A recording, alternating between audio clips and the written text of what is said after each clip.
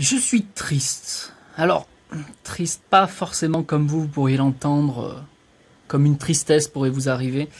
C'est, c'est difficile à expliquer parce que vous savez, mon travail c'est éveilleur de conscience. Bon, ça paraît bizarre pour certains, mais c'est pas grave. Mais mon travail, c'est que j'ai beaucoup de gens en consultation. Tous les jours, j'ai entre 2 et 10 personnes par jour au téléphone, avec qui je prends le temps. Et vous savez, quand je lis les dates de naissance, je vois beaucoup de choses, je connais leurs caractéristiques. Et il se trouve que derrière, ils ont des problématiques de vie, et je le vois. Et pour moi, ça me paraît tellement simple.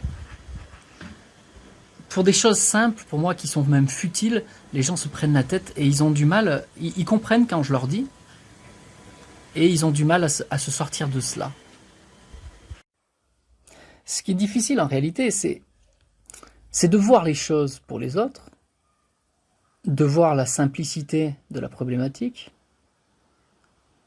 de leur exposer, ils entendent, ils comprennent, mais ils sont tellement attachés à leur vie, tellement emprisonnés par ce qu'ils vivent, que pour eux ça semble une montagne, alors qu'en réalité il y a souvent, dans la plupart des cas, c'est juste une petite pierre.